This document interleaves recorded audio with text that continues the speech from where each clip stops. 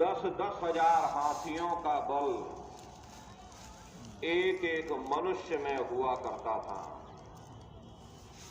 त्रेता में घटकर 10वां हिस्सा 10,000 साल की आयु, द्वापर में घटकर 10वां हिस्सा 1000 वर्ष की आयु, कलयुग में घटकर 10वां हिस्सा यानी 100 साल की आयु रह गई। कहां सतयुग में 1 लाख वर्ष की उम्र और कहां कलयुग में 100 साल की उम्र।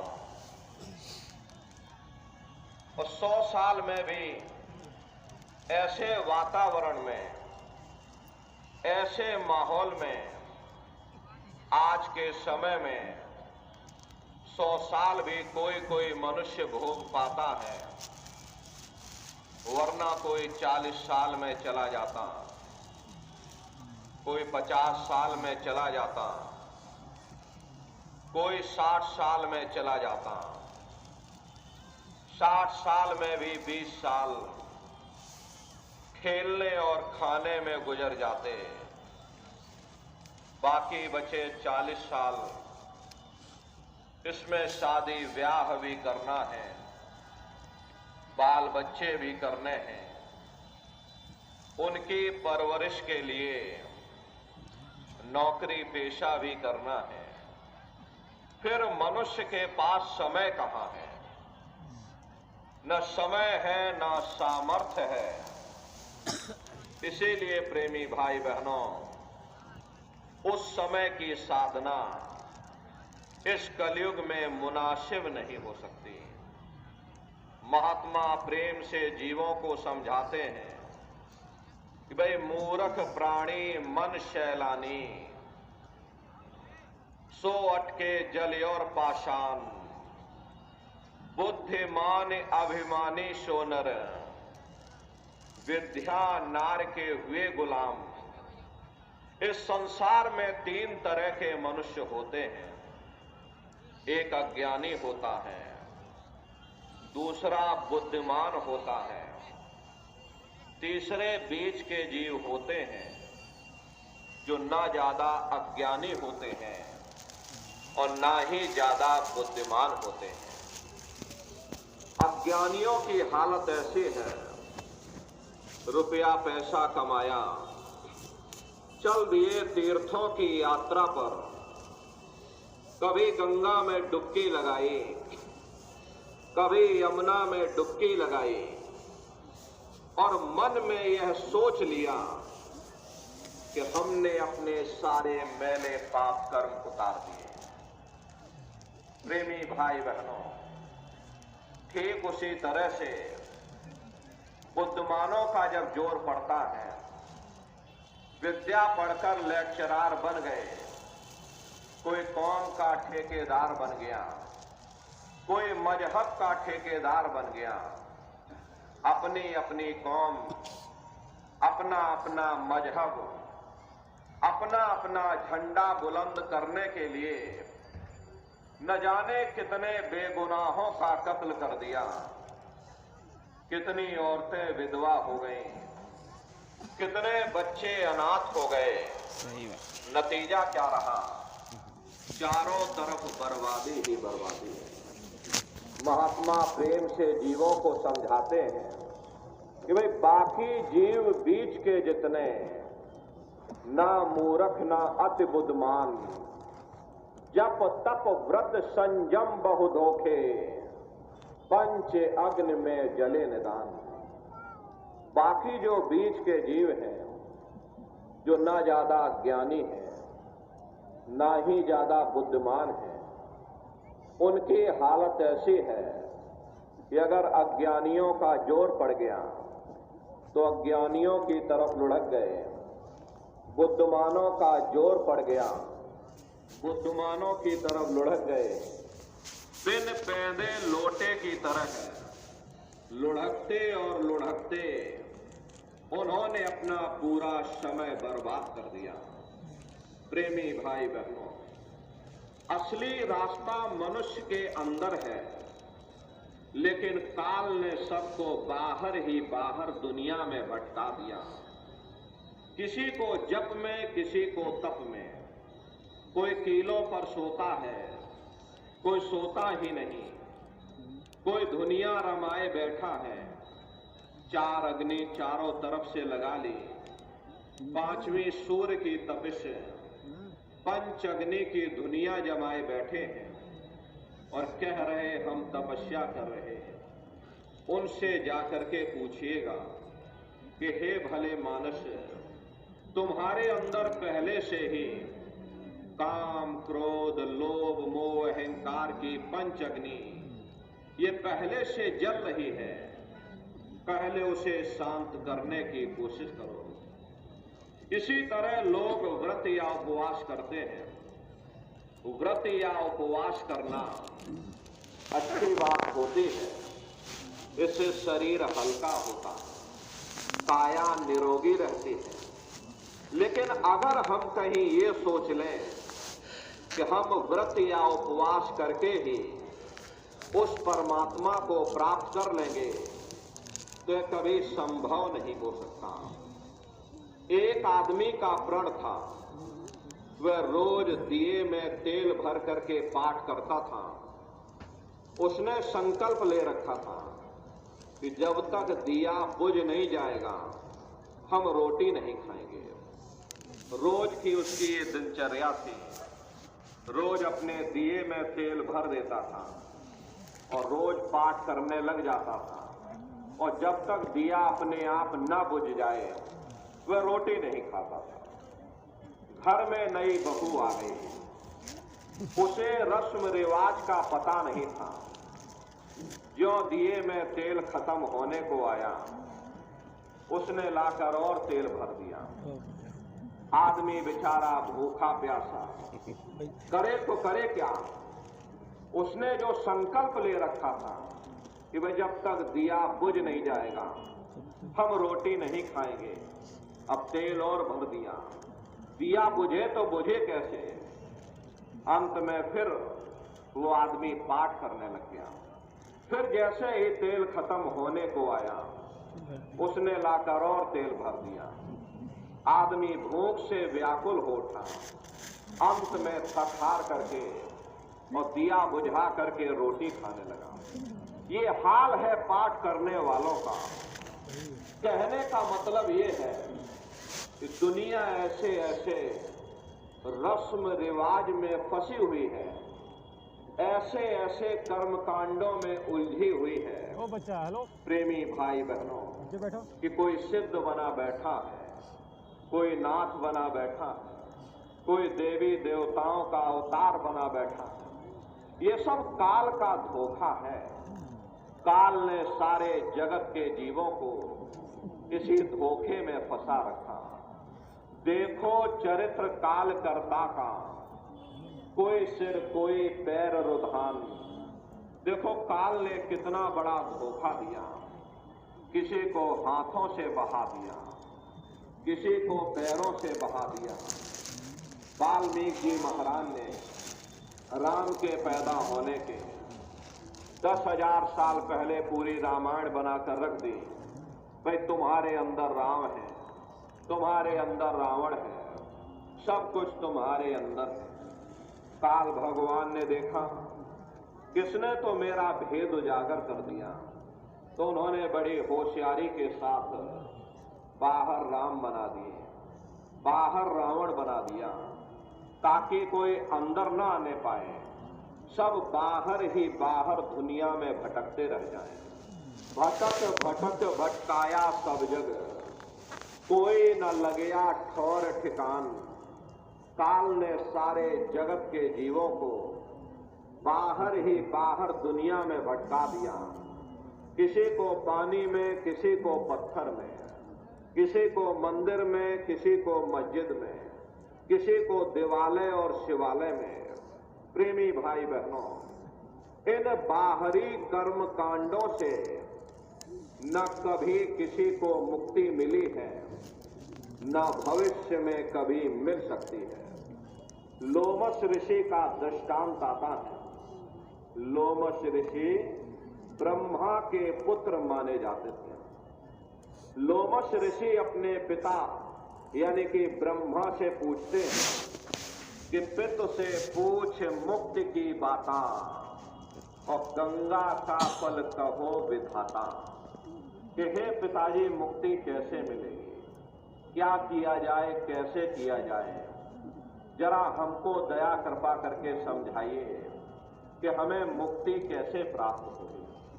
तब लोमश ऋषि के पिता यानी कि ब्रह्मा उनको जवाब देते हैं कि गंगा का फल भाक सुनाई और गंगा आदि मुक्त की दाई।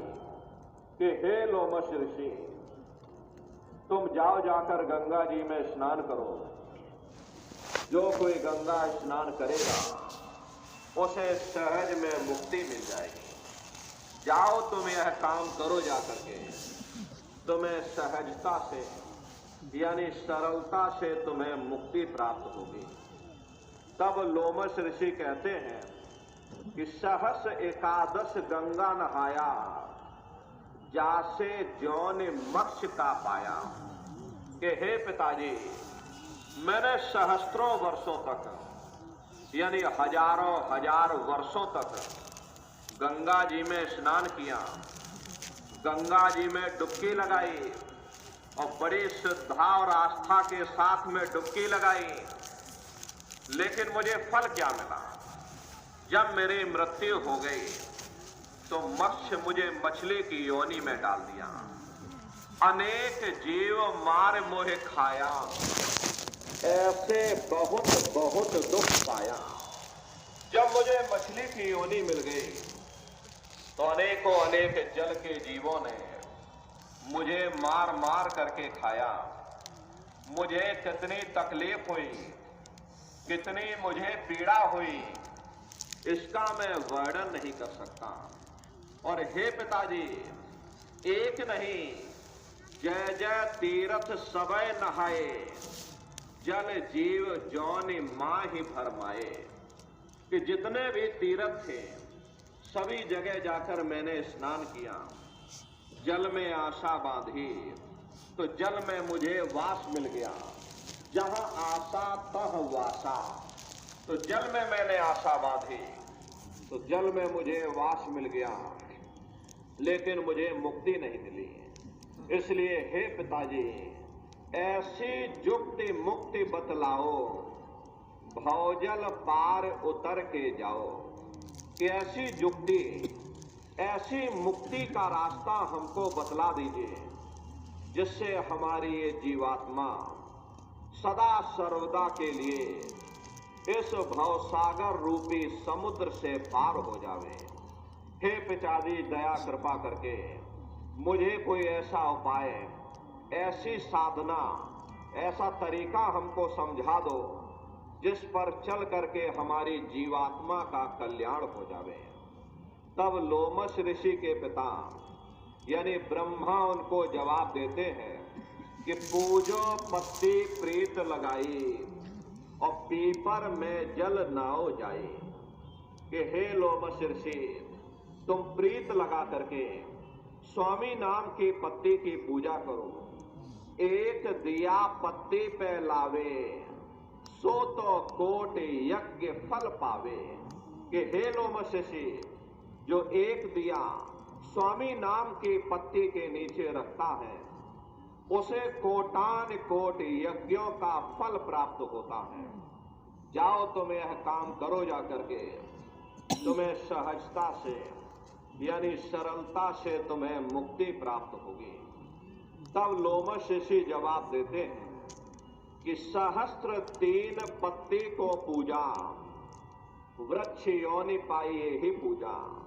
कि हे पिताजी, मैंने सहस्त्र 3 यानी 3000 वर्षों तक स्वामी नाम की पत्ती की पूजा की, बड़ी श्रद्धा और आस्था के साथ जल चढ़ाया, बड़ी श्रद्धा और आस्था के साथ में उसकी परिक्रमा लगाई, बड़ी श्रद्धा और आस्था के साथ में मैंने दिया भी रखा, लेकिन मुझे फल क्या मिला?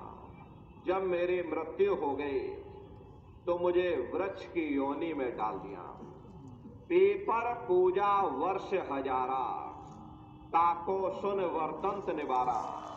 कि हे पिताजी, मैंने हजारों हजार वर्षों तक पीपर की भी पूजा की, पीपर की भी परिक्रमा लगाई, पीपर पर भी जल चढ़ाया, मैंने पीपर में अपनी आशा बांधी, तो मुझे उसी में वास मिल गया। इसलिए हे पिताजी, दया कृपा करके मुझे ऐसा रास्ता बतला दो, ऐसी जुक्ति बतलाओ जिससे मेरी जीवात्मा का कल्याण हो जावे।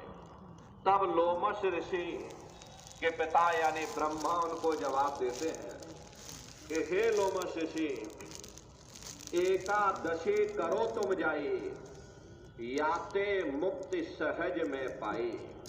जाओ तुम जाकर एकादशी का व्रत रखो, मेरा ये उपाय करिएगा, इससे तुम्हें सहजता से यानी सरलता से तुम्हें मुक्ति मिल जाएगी। तब लोमश ऋषि फिर जवाब देते हैं कि सहस्र वर्ष एकादश कीन्हा, अंत जन्म माखी को लीन्हा। कि हे पिताजी, मैंने सहस्त्रों वर्षों तक यानी हजारों हजार वर्षों तक एकादशी का व्रत भी किया, लेकिन मुझे फल क्या मिला? जब मेरी मृत्यु हुई तो मुझे मक्खी की योनि में डाल दिया। और लोमश ऋषि जवाब देते हैं कि अर पुनि व्रत कीनी बहु तेरा, ताका सुन वर्तंत निवेरा। कि हे पिताजी, मैंने और भी बहुत सारे व्रत किए, मैं कहां तक उसका वर्णन करूं। और पुनि व्रत कर झार बनाई, पर मुक्ति हमने नहीं पाई। मैंने और भी बहुत सारे व्रत किए, कोई व्रत मैंने छोड़ा नहीं जो मैंने किए ना हो, लेकिन मुझे मुक्ति नहीं मिली।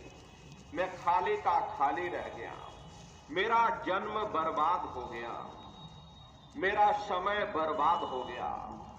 जहां मैंने आशा बांधी वहीं मुझको वास मिल गया, लेकिन मुझे मुक्ति नहीं मिली। इसलिए हे पिताजी, दया कृपा करके मुझे ऐसा रास्ता बतलाओ जिससे मुझे मुक्ति मिल जाए, मेरी जीवात्मा परमात्मा में विलीन हो जाए, हम हमेशा के लिए जन्म मरण के बंधनों से आजाद हो जावें, फिर कभी इस काल के संसार में हमको दोबारा ना आना पड़े, कभी नरकों चौरासियों में हमको दोबारा न जाना पड़े। हे पिताजी, कोई ऐसा उपाय, ऐसा रास्ता हमको बतला दीजिए। तब लोमश ऋषि के पिता यानी ब्रह्मा उनको जवाब देते हैं कि हे लोमश ऋषि, मेरा ये विचार है, तुम जाओ जाकर थोड़ा दान पुण्य करो। पुण्य गौ का सबसे भारी, याते मुक्ति होए विचारी। मेरा ये विचार है, तुम जाओ जाकर दान पुण्य करो। और दान पुण्य में सबसे बड़ा पुण्य गौदान माना जाता है। जाओ तुम गौदान करो जाकर के, तुम्हें अवश्य ही मुक्ति मिल जाएगी। तब लोमश ऋषि फिर से जवाब देते हैं कि गौदान कीन्हा बहु तेरा, और जन्म मिला जो बकरी केरा। कि हे पिताजी, मैंने बहुत गौदान किया है, लेकिन मुझे फल क्या मिला? जब मेरी मृत्यु हो गई तो मुझे बकरी की योनि में डाल दिया। न जाने कितनों ने मेरा शिकार किया, मुझे मार मार करके काट काट करके खाया गया। मुझे कितनी तकलीफ हुई, कितनी मुझे पीड़ा हुई, इसका मैं वर्णन नहीं कर सकता। इसलिए हे पिताजी, मैंने बहुत भटक लिया। जो भी आपने विधि बताई, विध विध ध्यान विधि से कीन्हा, जो भी आपने विधि बताई मैंने विधि विधान के साथ उसे पूरा किया। कोई उपाय मैंने छोड़ा नहीं। इतने तीर्थ व्रत कर्म कांड इस संसार में कोई भी मनुष्य नहीं कर सकता जितना कि मैंने किया। लोमश ऋषि संसार के लिए उदाहरण बन रहे और साफ शब्दों में कह रहे कि इतना तीर्थ व्रत कर्म कांड इस संसार में कोई भी मनुष्य नहीं कर सकता जितना कि मैंने किया, लेकिन मुझे फल कुछ नहीं मिला। मैं खाली का खाली रह गया। जहां मैंने आशा बांधी वहीं मुझको वास मिल गया, लेकिन मुझे मुक्ति नहीं मिली। इसलिए हे पिताजी, मैंने बहुत भटक किया, बहुत मेरा समय बर्बाद हो गया। मुझे दया कृपा करके ऐसा कोई उपाय, आखिरी विकल्प, आखिरी रास्ता बतला दो जिससे मुझे मुक्ति मिल जाए, जन्म मरण के बंधनों से हम आजाद हो जाएं। बड़े दीन भाव से लोमश ऋषि अपने पिता यानी ब्रह्मा से कहते हैं कि हे पिताजी, दया कृपा करो, मुझे मुक्ति का रास्ता बतलाओ कि वास्तव में मुक्ति कैसे मिलेगी। तब लोमश ऋषि के पिता यानी ब्रह्मा उनको जवाब देते हैं कि लोमश ऋषि में कहूं विचारा और संत शरण से होए उबारा। कि हे लोमश ऋषि, मेरा ये अंतिम विचार है, तुम जाकर संतों की शरण में चले जाओ, वहीं से तुमको मुक्ति मिलेगी और कोई दूसरा विकल्प नहीं। तीर्थ व्रत सब झूठ पसारा, नहीं हुई है इनते निर्वारा। ये तीर्थ व्रत सब झूठ का पसारा है, ये मेरे फैलाए हुए जंजाल हैं, ताकि ये संसार इसी जंजाल में फंसा रहे। मेरे देश में ये जीव फंसा रहे, ये ऊपर न जाने पाए, क्योंकि अगर ये जीव ऊपर चला गया तो मेरा ये संसार उजड़ जाएगा। तो मैंने अपने संसार को बनाए रखने के लिए ये जंजाल बनाए हुए हैं। तुम पुण्य कर्म करोगे तुमको अच्छा फल मिल जाएगा, बुरे कर्म करोगे तो बुरा फल मिल जाएगा। ते मेरे फैलाए हुए जंजाल हैं, इससे तुम्हें मुक्ति नहीं मिलेगी। अगर तुम मुक्ति पाना चाहते हो तो संतों की शरण में चले जाओ, संत शरण से होए उबारा। प्रेमी भाई बहनों, इसीलिए वह अनामी महाप्रभु, उन्होंने जब देखा कि जीव अंधकार के दलदल में फंसता चला जा रहा, चारों तरफ आडंबर ही आडंबर है, पाखंड ही पाखंड है, तब स्वयं अनामी महाप्रभु ने संतों महात्माओं को इस धरती पर भेजा। और संत महात्मा फकीर इस धरा भूमि पर आकर के जीवों को समझाते हैं कि भाई, हम आए वही देश से जहां तुम्हारो धाम, और तुमको घर पहुंचावना एक हमारो काम। हम उसी देश से आए हैं जिस देश के तुम रहने वाले हो, परंतु तुम अपने सच्चे देश को छोड़ करके इस झूठे काल और माया के देश में आकर के फंस गए। यह देश तुम्हारा देश नहीं, तुम्हारा देश सचखंड है। ये कौम तुम्हारी कौम नहीं, तुम्हारी कौम सतनाम है, और यह जीवात्मा उस सतनाम रूपी समुद्र की बूंद है। इस बूंद को समुद्र से मिलाओ, यानी जीवात्मा को उस परमात्मा से मिलाओ। इसके लिए न तुम्हें घर बार छोड़ने की जरूरत है, न बाल बच्चों को छोड़ने की जरूरत है, न फिर परिवार छोड़ने की जरूरत है, न समाज छोड़ने की जरूरत है, न जात और बिरादरी को बदलने की जरूरत है। वह नाम सबके लिए साझा है। वह हर मनुष्य के अंदर दिन रात धुनकारे दे रहा। वह साधु संतों के अंदर गूंजता है तो वह चोरों ठगों के अंदर भी गूंजता है। यहाँ किसी कौम का सवाल नहीं, यहाँ किसी मजहब का सवाल नहीं। ये जितने हमारे मजहब हैं, चाहे हिंदू धर्म हो, चाहे मुसलमान धर्म हो, चाहे सिख धर्म हो, या चाहे ईसाई धर्म हो, जितने भी हमारे ये मजहब हैं, इनके जितने रीत रिवाज हैं, जितना रहन सहन का तरीका है, जितनी भी शरीयतें हैं, हमें जरूर अलग अलग नजर आती हैं, लेकिन उसके अंदर जो रूहानियत छिपी हुई है वो रूहानियत असलियत है। वो हर मजहब के तह के अंदर एक ही चीज होती है, संत महात्मा फकीर केवल उस रूहानियत को समझाने की कोशिश करते हैं। रूहानियत और शरीयत का आपस में वैसा ही रिश्ता होता है जैसा कि जेवरों का जेवरों के डिब्बों के साथ होता है। कीमत जेवरों की होती है, डिब्बे की नहीं। तलवार को काम आनी होती है, म्यान को नहीं। ठीक उसी प्रकार से हमें जो कुछ भी प्राप्त होगा उस रूहानियत से प्राप्त होगा। जब हम रूहानियत से दूर हो जाते हैं तो आहिस्ता आहिस्ता धीरे धीरे हम शरीयत के कैदी बन जाते हैं, शरीयत के गुलाम बन जाते हैं। वह शरीयत धर्म के ठेकेदारों के हाथों में चली जाती है। वे हमें बाहर मुखी कर देते, कर्म कांडों में उलझा देते हैं। न किसी को रूहानियत की समझ होती है और ना ही कोई समझाने की कोशिश करता। ये लोग हमें इतना बाहर मुखी कर देते हैं, इतना हमें कर्म कांडों में उलझा देते हैं ताकि उनका भी रोजगार चलता रहे। जिस चीज को हासिल करके हमें सुख प्राप्त करना है उस ओर हमारा ध्यान ही नहीं जाता। अरे सुख तो परमात्मा की भक्ति में और परमात्मा के प्यार में मिलेगा। इसीलिए महात्मा जीवों को समझाते हैं कि सुरत सुन बात रे, तेरा धनी बसे आकाश। क्या जीवात्माओं, तुम्हारा मालिक वो परमात्मा है, वो परमेश्वर है, वो सचखंड में बैठा हुआ।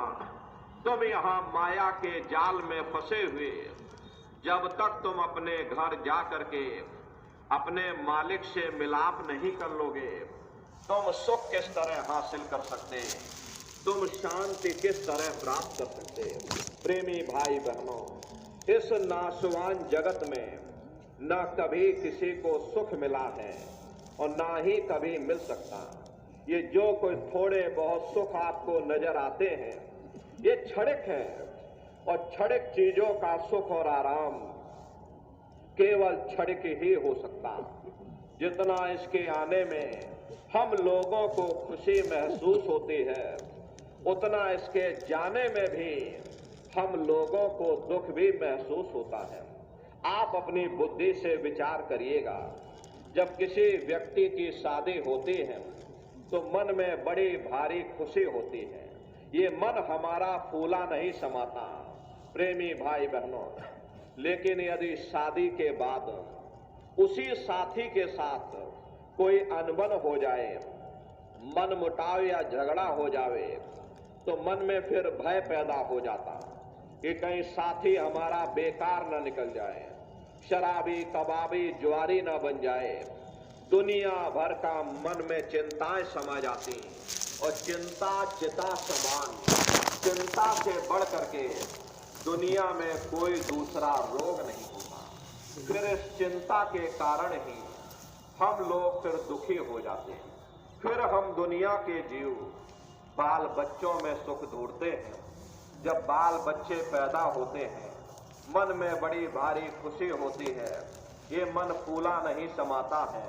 अड़ोस पड़ोस वालों को बुलवा करके और ढोल मजीरा बजवाते हो, भोजन पानी कराते हो।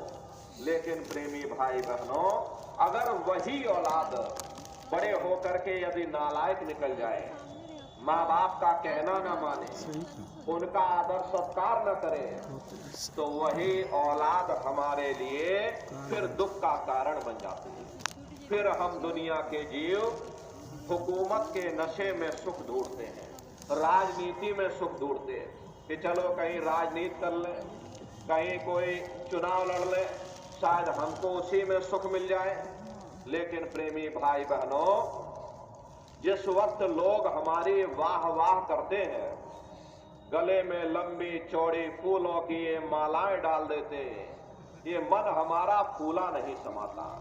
लेकिन प्रेमी भाई बहनों, उन्हीं नेताओं का इतिहास हमारी आंखों के सामने है।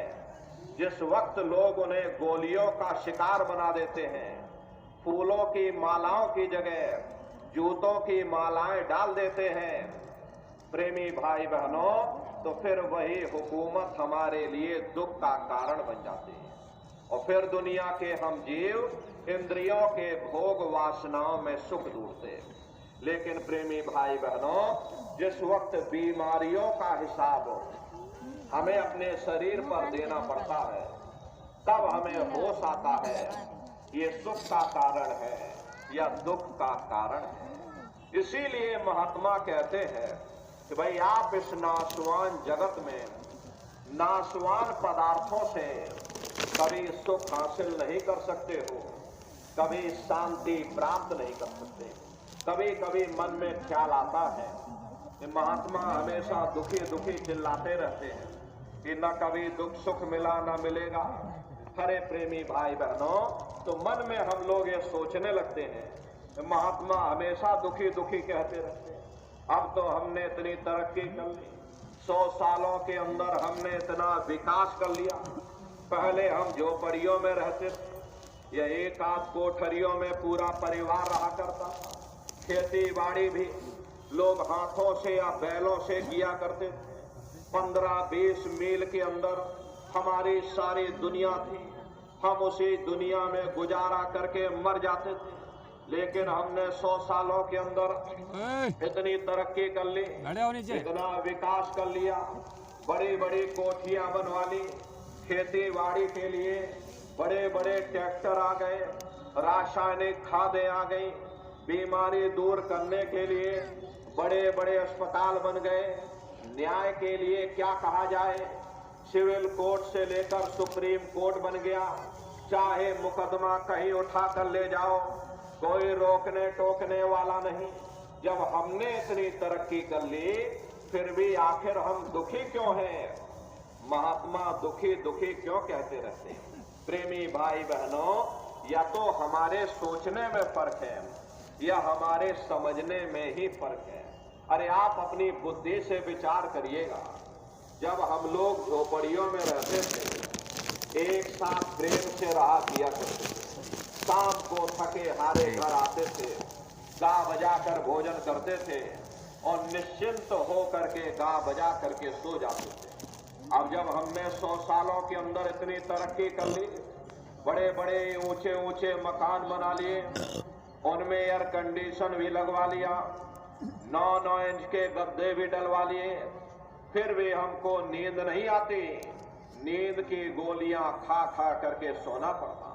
अरे पहले गांव में कोई मामूली वैद्य हकीम होता था, लेकिन इलाज सबका जरूर हो जाता था। अब जब हमने 100 सालों के अंदर इतनी विकास कर लिया, बड़े बड़े अस्पताल बना लिए, बड़े बड़े डॉक्टर आ गए, नई नई दवाइयां आ गई, तो बीमारी भी तो नई नई निकल आई। इसका मुख्य कारण है लोग अनाज की पैदावार को बढ़ाने के लिए तरह तरह के रासायनिक खादें और कीटनाशक दवाइयों का इस्तेमाल करने लगे, जिसका प्रभाव हमारे शरीर पर पड़ता है। लोगों का खान पान गंदा हो गया।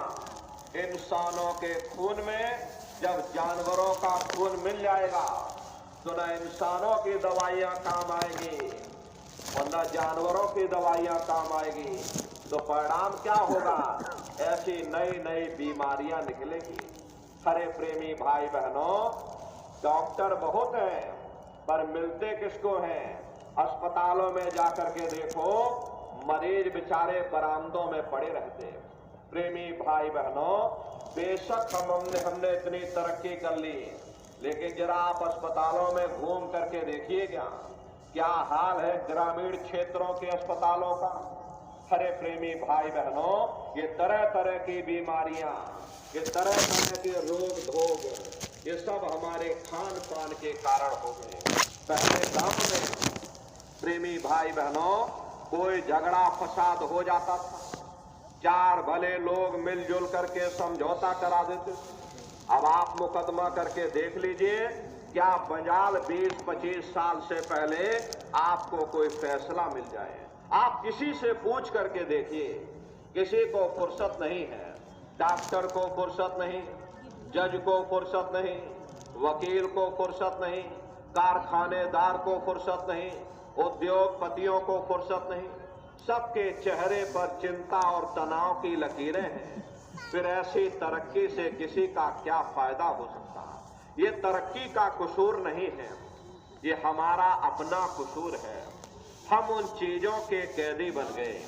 ये चीजें हमारे लिए बनी थी, ना कि हम उनके लिए बने थे।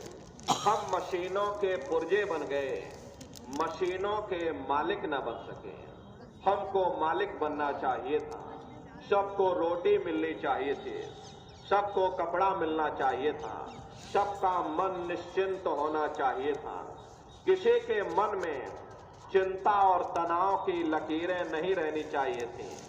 आपस में एक दूसरे से प्रेम होना चाहिए था। समाज में सद्भाव होना चाहिए था। घर में माँ बाप का सम्मान होना चाहिए था। अरे यही तो जीवन में हर इंसान मांगता है। प्रेमी भाई बहनों, अगर जीवन में कीमतें और कदरें ना रहें, फिर ऐसी तरक्की से किसी का क्या फायदा हो सकता। इसीलिए महात्माओं ने जब कहा था तब भी ठीक था, और अब कहा तो अब भी ठीक है। दुनिया में न तब किसी को सुख मिला और न अब किसी को सुख मिल सकता। इसीलिए गुरु नानक साहब ने लिखा है कि नानक दुखिया सब संसार। दुनिया का हर एक जीव अपनी अपनी जगह है, दुख और मुसीबतों से भरा हुआ है। यही सहजोबाई ने लिखा है कि धनवंते सब ही दुखी, निर्धन है धन रूप, और साध सुखी सहजो कहे, पायो भेद अनूप। जिसके पास धन दौलत है, जो राजा महाराजा है, जो सेठ साहूकार है, वे सब के सब दुखी हैं। उनको किस चीज का दुख है? बड़े बड़े जो देशह लोग और तिनको व्यापे चिंता रोग। ये जो चिंता रोग है उन्हें अंदर से खाए जा रही, सो इस चिंता के कारण बेचारे दुखी बने रहते हैं। और जिनको रोटी कपड़े मकान की फिक्र लगी, उन बेचारे गरीबों को दुखी होना ही होना। इसीलिए महात्मा कहते हैं, भाई आप इस नाशवान जगत में, इस नाशवान क्षणिक पदार्थों से कभी सुख हासिल नहीं कर सकते, कभी शांति प्राप्त नहीं कर सकते। प्रेमी भाई बहनों, एक बार हमारे गुरु महाराज कलकत्ता में एक विशाल पार्क बना हुआ, विक्टोरिया पार्क के नाम से, गुरु महाराज उसी बगिया में बैठे हुए थे।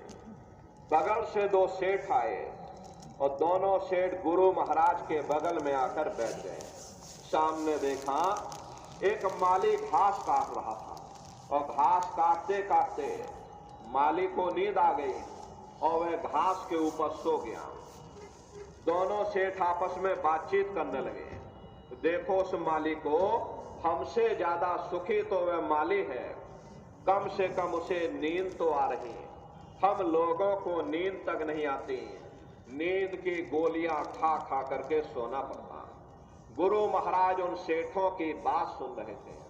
गुरु महाराज बोले, अरे भाई सेठ जी, तुमने अपने आप क्यों फैसला कर लिया? जाओ पहले माली से पूछ करके आओ क्या वो सुखी है या नहीं है। गुरु महाराज की बात को मान करके दोनों सेठ माली के पास गए और जगा करके पूछा कि भाई हमारे सवाल का जवाब दे दो, क्या तुम सुखी हो या नहीं हो? तो माली बोला, अरे बाबूजी, हम कहाँ सुखी हैं? सुखी तो देखो महलों में जो रह रहे, ऊंची ऊंची इमारतों में जो रह रहे, वे लोग सुखी हैं, हम कहाँ सुखी हैं। गुरु महाराज उसकी बातों को सुन करके हंसने लगे। गुरु महाराज बोले, देखो ये सेठ कह रहा कि माली सुखी है, और माली कह रहा कि सेठ सुखी है, और वास्तविकता यही है, यहाँ कोई सुखी नहीं। ना सुख विद्या के पढ़े और ना सुख वाद विवाद, और साध सुखी सहजो कहे, जो लागे शून्य समाध। ना आलिम फाजिम सुखी हैं, न गुणी और ज्ञानी सुखी हैं, न बड़े बड़े विद्वान ये सुखी हैं। अरे सुखी वही है जिसने दुनिया में से अपने मन को निकाल करके मालिक के चरणों में लगाया हुआ। इसीलिए महात्मा कहते हैं, भाई तजो मन यह सुख दुख का धाम। संतों महात्माओं ने इस नगरी को दुख और सुख की नगरी कहकर बयान किया, क्योंकि कोई इंसान आपको यहाँ ऐसा नहीं मिलेगा कि जिसको हमेशा सुख ही सुख प्राप्त हुए हो, या कोई इंसान आपको ऐसा नहीं मिलेगा कि जिसको हमेशा दुख ही दुख मिले हो। 10 दिन सुख में गुजर जाते तो थोड़ा बहुत दुख का सामना भी करना पड़ता, और यदि 10 दिन दुख में गुजर जाते हैं तो थोड़ी बहुत सुख की श्वास भी आ जाती है। प्रेमी भाई बहनों, ये सुख दुख के समस्याएं, ये सुख दुख के मसले, ये हमारे अपने पिछले जन्मों के पुण्य और पाप के कारण हैं। जब पाप और पुण्य इकट्ठे होते हैं तब हमें ये इंसान का शरीर मिलता है। यदि पुण्यों के कारण हम लोग सुखी हो जाते हैं तो उन पापों के कारण हमको दुख का सामना भी करना पड़ता। प्रेमी भाई बहनों, संत महात्मा इस दुनिया को सुख की नगरी बनाने के लिए नहीं आते। अगर संतों महात्माओं का दुनिया में आने का यही एक लक्ष्य होता, ये दुनिया सुख की नगरी बन जाए, तो प्रेमी भाई बहनों अब तक जरूर बन जानी चाहिए थी। इतिहास गवाह है, हर कौम, हर मजहब में, हर मुल्क, हर वक्त में किस किस चोटी के महात्मा आए, उनके आने के बावजूद ये दुनिया सुख की नगरी न बन सकी। तो हम आप यहाँ क्या सोच करके बैठे हैं, ये दुनिया सुख की नगरी बन जाएगी? प्रेमी भाई बहनों, अरे दुनिया के कांटे बाटे चाहे कितने भी क्यों आप इकट्ठे कर लो, ये दुनिया के कांटे चाहे कितने भी क्यों ना इकट्ठे कर लो, लेकिन कभी कामयाब नहीं हो सकते। अगर हिम्मत करके हम अपने पांवों में ही जूतियां पहन लें तो ये दुनिया के कांटे हम पर असर नहीं कर सकते। प्रेमी भाई बहनों, इसीलिए महात्मा कहते हैं, भाई सुख दुख की समस्याओं से परे चलो, मालिक की भक्ति करो, लगो तुम अब चढ़कर सतनाम। अगर तुम सुख पाना चाहते हो, अगर तुम शांति पाना चाहते हो, तो सतनाम की खोज करो, उस मालिक की भक्ति करो, क्योंकि जितना अरसा, जितना समय तुम्हारा ध्यान मालिक की भक्ति में लगा रहेगा, तुम दुनिया में 2-4 दिन जरूर सुख हासिल कर सकते हो। और अगर तुम्हारा ध्यान मालिक की भक्ति से हट जाएगा तो सारी दुनिया तुम्हारे लिए दुख का रूप बन करके खड़ी हो जाएगी। आप अपनी बुद्धि से विचार करिएगा। देखो, एक छोटा सा बच्चा अपने पिता की उंगली पकड़ करके मेला या नुमाइश में घूमने जाता है। उसे मेले के हर साजो सामान बड़ी खूबसूरत नजर आती है। किसी जगह खेल खिलौनों की दुकानें लगी हैं, और कहीं गुड्डे गुड़ियों की दुकानें लगी हैं, कहीं झूलों की दुकानें लगी हैं, तो कहीं मिठाई और पकवान की ये दुकानें लगी हैं। तो वह बच्चा सोचने लगता है कि शायद ये खुशी हमको इस मेले के साजो सामान से प्राप्त हो रही। और अगर भूल करके भी वो बच्चा अपने पिता की उंगली छोड़ देता है तो वह सारा साजो सामान उसी जगह रहता है, लेकिन बच्चा रोने चिल्लाने लगता है, चीखने लगता है। तब उसे खुद ब खुद महसूस होता है ये खुशी हमें तभी तक प्राप्त हो सकती जब तक हमने अपने पिता की उंगली पकड़ रखी थी। हमारा पिता कौन है? वो परमात्मा है, वो परमेश्वर है जो सचखंड में बैठा हुआ। प्रेमी भाई बहनों, जब तक तुम्हारा ध्यान उस मालिक की भक्ति में लगा रहेगा, तुम दुनिया में 2-4 दिन जरूर सुख हासिल कर सकते हो। और अगर तुम्हारा ध्यान मालिक की भक्ति से हट जाएगा ये सारी दुनिया तुम्हारे लिए दुख का रूप बन करके खड़ी हो जाएगी।